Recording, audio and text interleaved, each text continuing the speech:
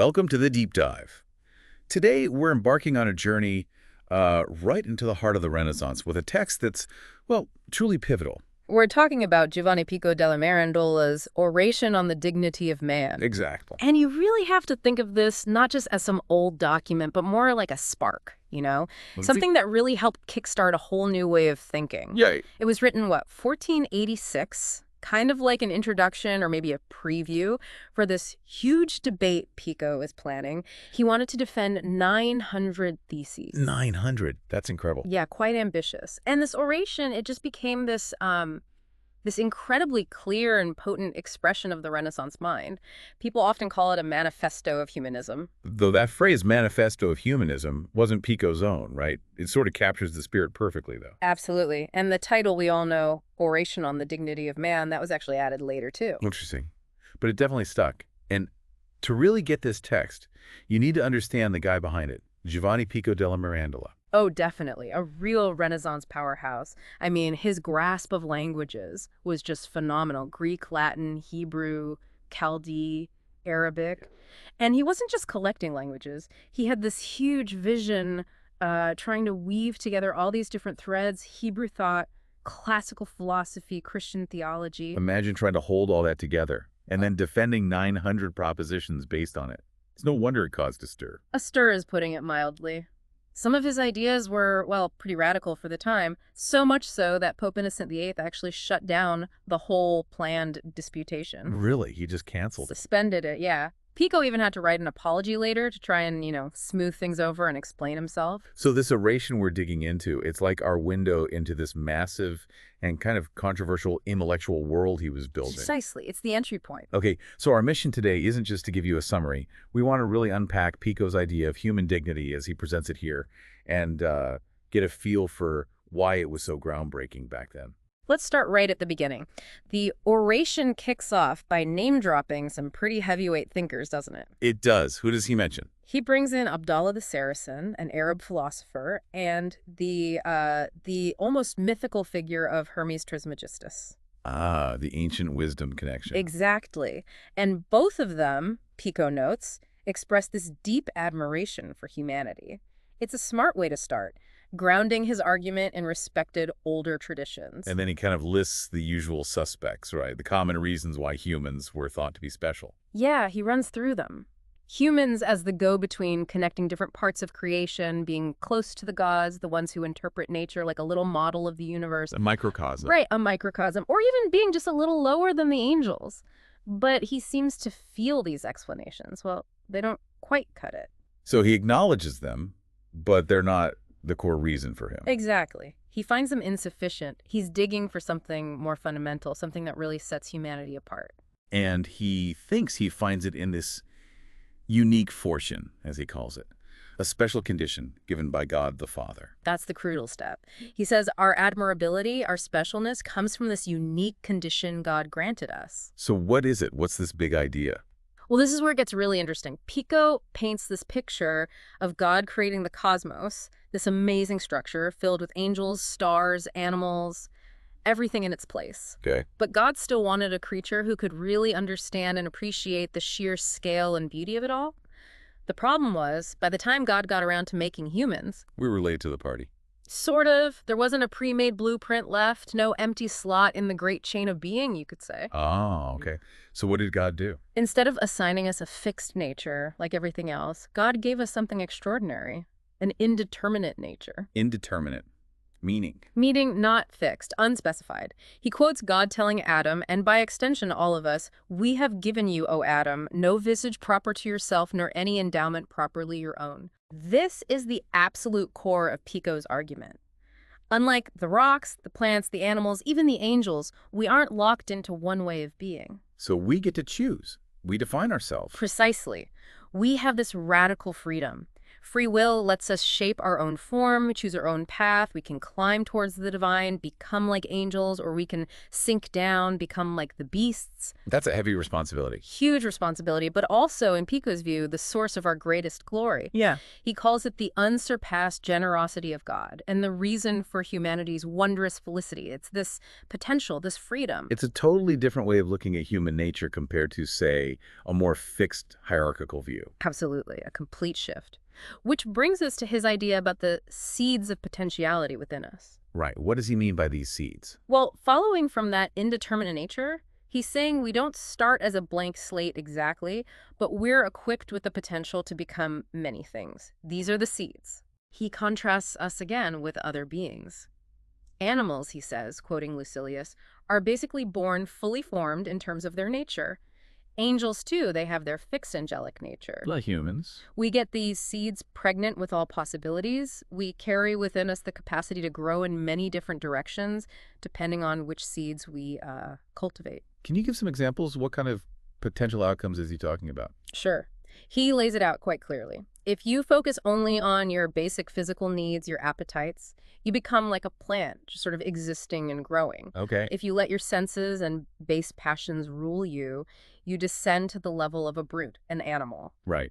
But if you cultivate your reason, your intellect, you start moving towards a heavenly existence. Mm-hmm. If you pursue pure intellectual contemplation, you can become like an angel, even a son of God.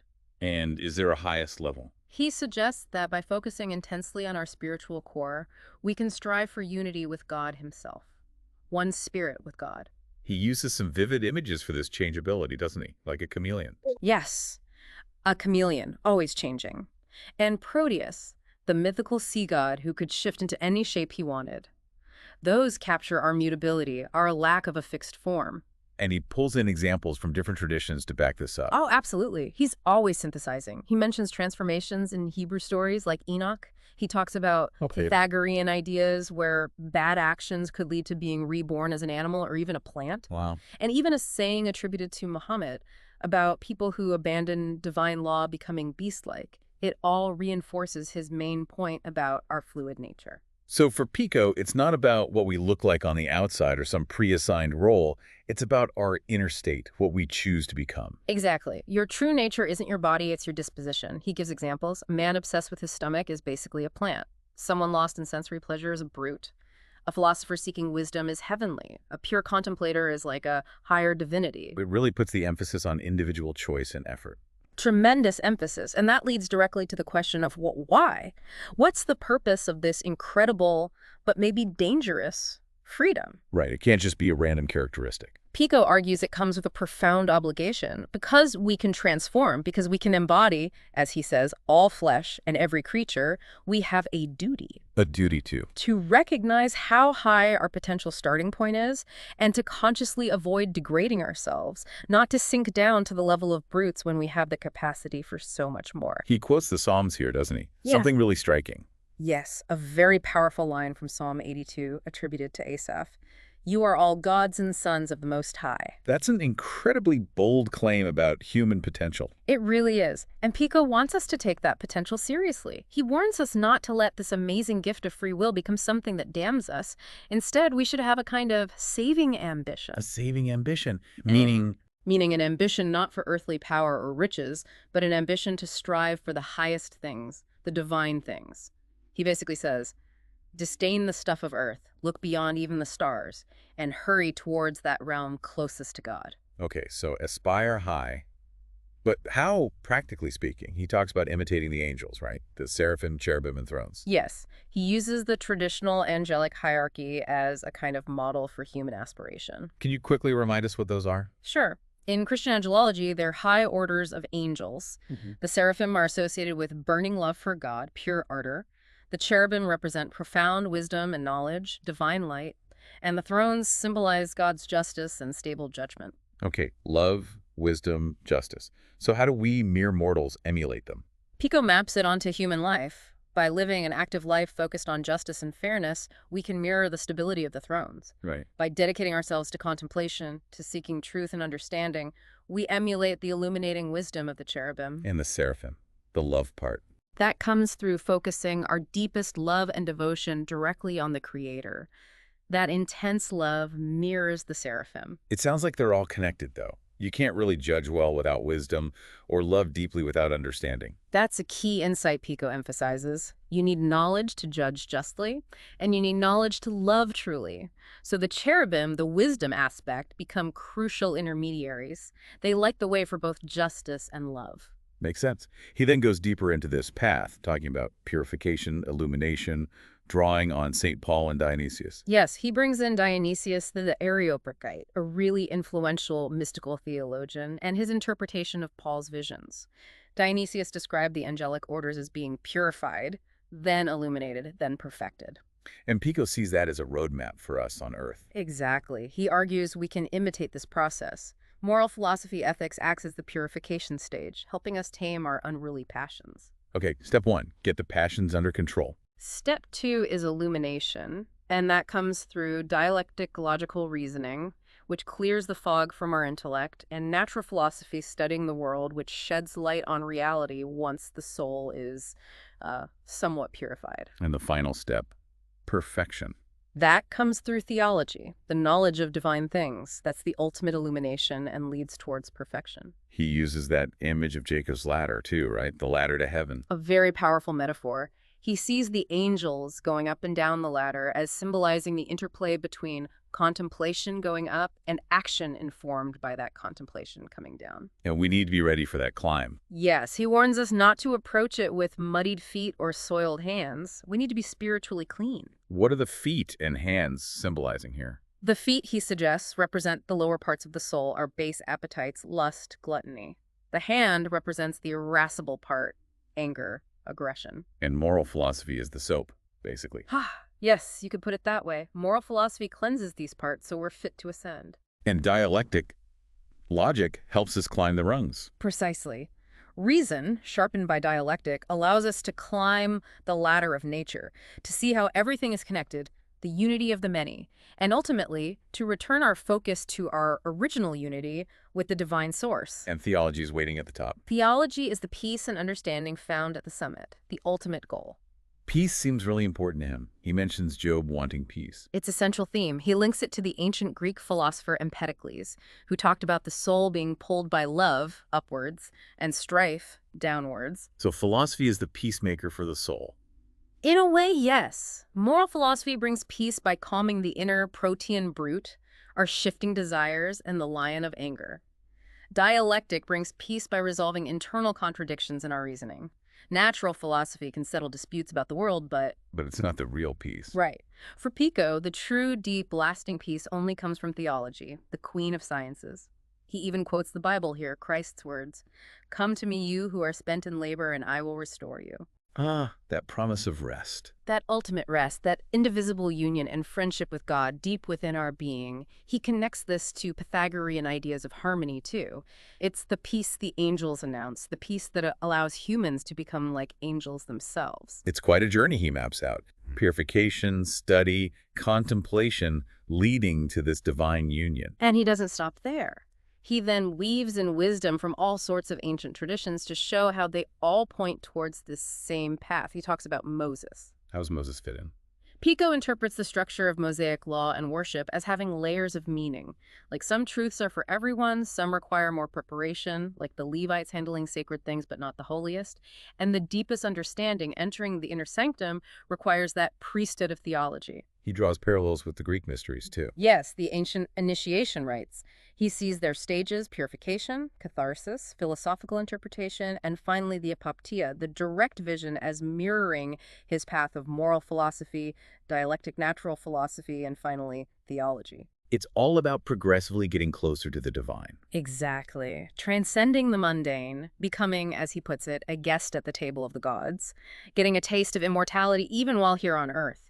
He even brings in Plato's idea of Socratic frenzies. Those moments of divine inspiration. Right. Lifted up by the muses through disciplined passion, moral philosophy, and clear reason, dialectic, you can hear the heavenly harmony.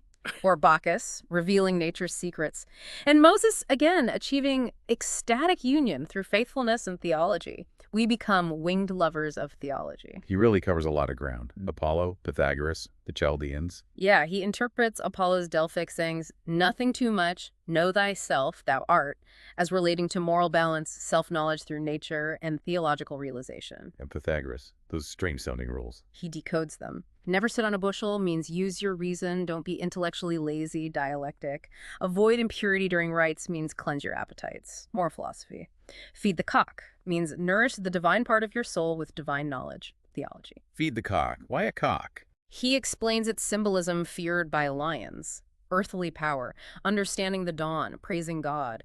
Even Socrates' last words involved a cock. It represents the divine spark within. Okay. And the Chaldeans? Zoroaster? He uses Zoroaster's image of the soul having wings that need watering. The water comes from the 4 rivers of paradise, which he interprets allegorically. Let me guess. Relating to the different philosophies. You got it. Pishan is dialectic, right thinking. Gihon is moral science, expiation. Chitikal is natural philosophy, light contemplation. And Purath is theology, compassion, piety. It all nourishes the soul for its ascent. He even connects it to King David meditating morning, noon, and night, leading to illumination. It's like he's building this universal consensus across cultures and time, all pointing to this path of ascent. That seems to be exactly the goal. An amazing synthesis. Which brings us to the final part of the oration where he sort of defends himself in this whole project. Right, because this wasn't just abstract theorizing. He was planning that massive public debate. Exactly, and he knew he was facing criticism. He explicitly states he's doing this partly to answer people, especially influential people, who look down on philosophy. He laments that philosophy was being dismissed in his time. People thought it was useless unless it made you money. Pretty much. He hated that view. He makes it crystal clear his motivation is the love of truth and knowledge for its own sake, not profit or fame. He's dedicated to contemplation, even if people attack him for it. And he tackles the specific objections, like the idea of a public debate itself, his young age, the sheer number of theses. He does. He argues that public debate is actually good for the mind, a vital exercise, citing Plato and Aristotle. Regarding his ability, he humbly says the real victory is learning, even if you're the one vanquished in the debate. And the 900 theses. Why so many? He defends the breadth by pointing out he studied all the major schools: Thomas Aquinas, Duns Scotus, Averroes, Avicenna, the Greeks, the Arabs, the Platonists. He believed truth shines brighter when you bring many perspectives together, like Plato said. He didn't want to just repeat one school. He felt he had something new to offer. Definitely. He mentions his attempt to harmonize Plato and Aristotle, something others had tried. He talks about his own original ideas in physics and metaphysics, and his revival of ancient number philosophy, like Pythagoras used not just basic arithmetic, but seeing numbers as keys to reality. And then there's the really controversial stuff like magic and the Kabbalah. Right. He's careful with magic. He draws a very sharp line between demonic magic, which he calls execrable, totally evil, and what he calls natural magic. He sees that as the highest form of natural philosophy. It's not about spells and demons, but about deeply understanding the hidden harmonies and connections in nature, the sympathia, and working with them. So the Magus is more like a wise scientist of nature. Exactly. An interpreter and servant of nature's wonders, revealing God's work, not manipulating demons. It's about applying natural causes to natural effects. And his interest in the Hebrew Kabbalah. How did he justify bringing that into a defense of Christian ideas? He knew it would raise eyebrows. He explains the idea of the Kabbalah as a secret oral tradition passed down alongside the written Jewish law, containing deeper meanings. He argues that this tradition, which he believed Esdras wrote down after the Babylonian exile, actually contains insights that align remarkably well with Christian doctrines. Like what? Things like the Trinity, the Incarnation, original sin, and also philosophical ideas close to Pythagoras and Plato. He saw it as a powerful way to show the deep roots of Christian truth, and even to argue against contemporary Jewish objections to Christianity using their own mystical tradition. That's quite a bold move. Extremely bold. He also mentions interpreting figures like Orpheus and Zoroaster, seeing their myths and poems as veils hiding profound ancient wisdom, which he felt he was uncovering. He defends tackling these obscure and controversial topics, saying he's bringing new ideas to light, not just rehashing old arguments. That's partly why there are so many theses to show the scope of his unique contribution. It's an incredible intellectual performance, really. a passionate argument for the power and breadth of human understanding. So, wrapping up this deep dive, what's the core message we should take away from Pico's oration? I think at its absolute heart, it's this radical affirmation of human potential and human freedom. The idea that our dignity doesn't come from a fixed place in the cosmos, but from our unique ability to choose our place, to shape ourselves. That we can ascend towards the divine through effort, through learning, through love. Exactly. It's a powerful call to take that freedom seriously, to aim high intellectually and spiritually. That core idea, dignity through self-creation, that was just revolutionary. A message of both incredible empowerment and, well, serious responsibility that still feels relevant, doesn't it? Absolutely. Which brings us to a final thought for you, our listener, to maybe chew on. In our world today, we have technological power Pico couldn't have dreamed of, but maybe less of that focused spiritual and intellectual discipline he advocated. How do we, in this environment, cultivate that dignity he talks about? How do we use our freedom wisely and aim for those heavenly possibilities within us, avoiding the slide into the merely brutish? That's the challenge, isn't it? A really vital question for our times. Thank you for joining us on this deep dive.